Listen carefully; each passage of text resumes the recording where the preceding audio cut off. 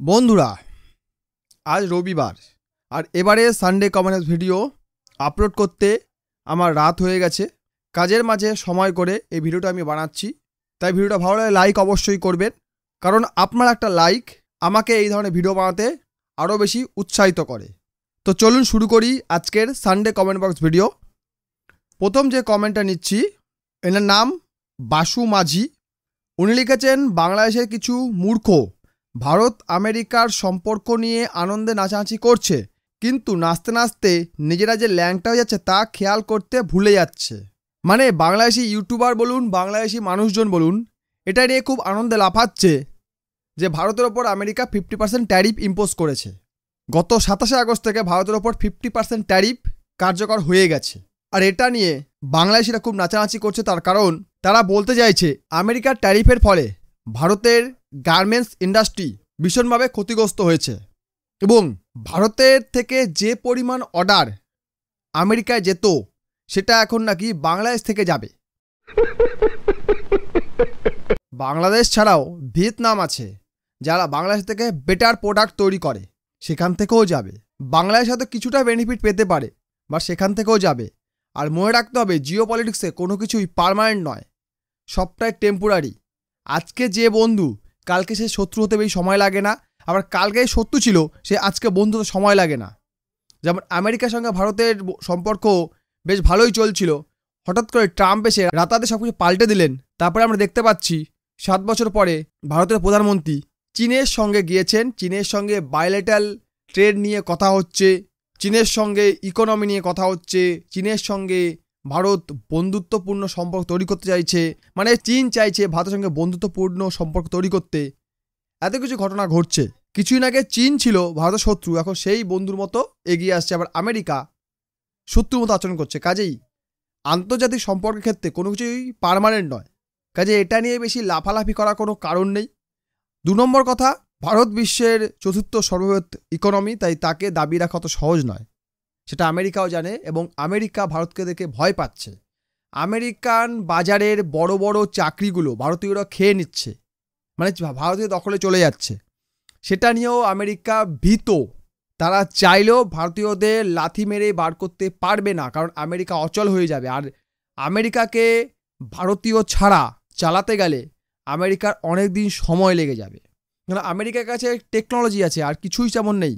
বাকি সব কিছু কিন্তু তাদের ধার করা, তাদের ইকোনমিটাও ধার করা।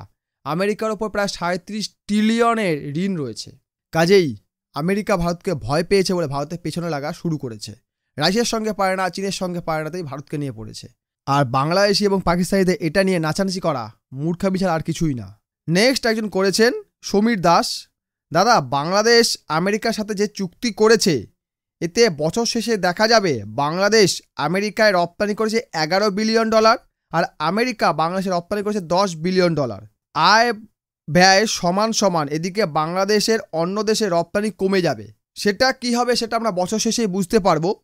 কিন্তু একটা জিনিস অনুমান করা যায়, আমেরিকা থেকে বাংলায় যদি 25টা বোয়িং বিমান এছাড়া আরও অন্যান্য সামগ্রী কিনতে যায়, প্রথমত সেগুলো বাংলাদেশের ক্ষেত্রে এফোর্ড করতে কষ্ট হবে।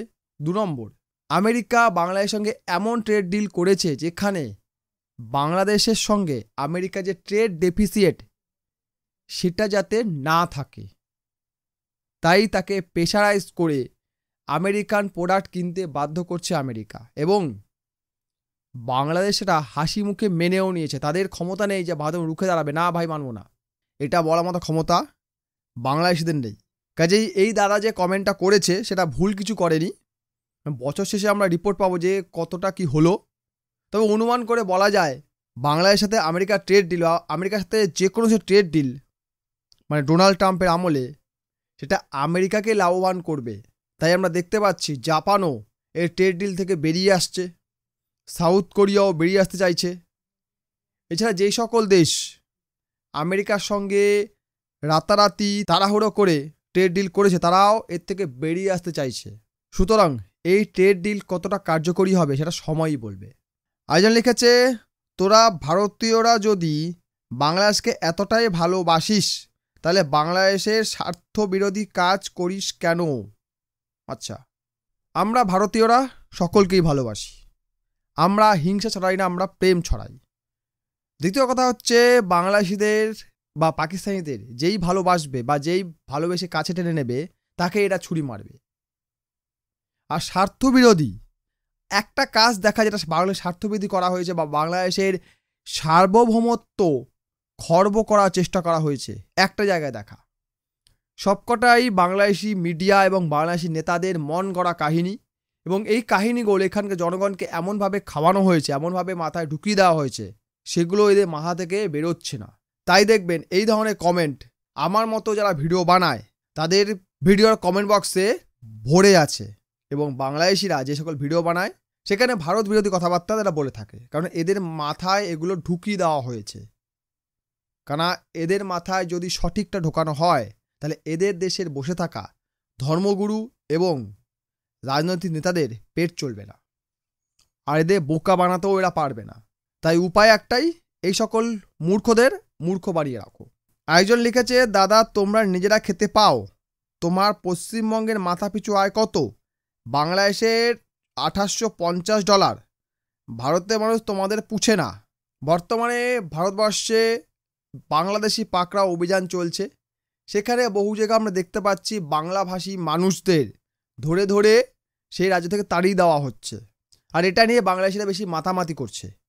বাংলাদেশের অভ্যন্তরে কি হচ্ছে না হচ্ছে সেটা নিয়ে ভারতীয়দের মাতামাতি নেই, পাকিস্তানের অভ্যন্তরে কি হচ্ছে বা না হচ্ছে সেটা নিয়ে ভারতীয়দের মাতামাতি নেই, কিন্তু বাংলাদেশি বা পাকিস্তানিদের ভারতের মধ্যে কি হচ্ছে সেটা নিয়ে এরা মাতামাতি আছে, তাদের ইন্টারেস্ট আছে।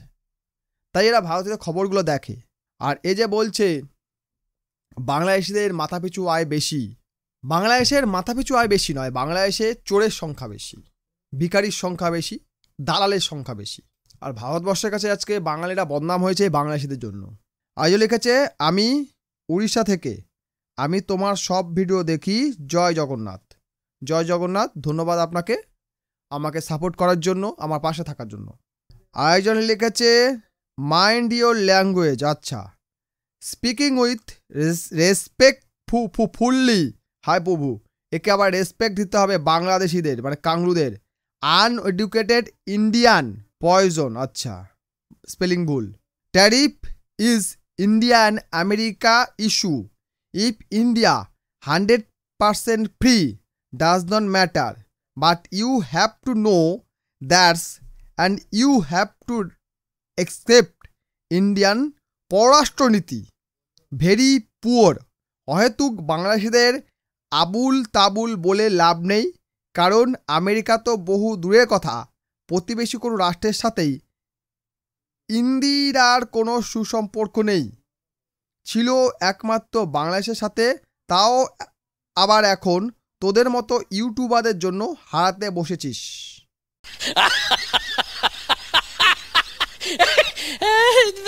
মানে ইংলিশে শুরু করে মূর্খটা আর চালাতে পারলো না, লাস্টে বাংলায় ফিরে এলো। তা প্রথম থেকে বাংলায় থাকতে ভাই। বাংলা ভারতের পররাষ্ট্রনীতি খারাপ। Very good, very good. তো তোর বাবার কি শালা?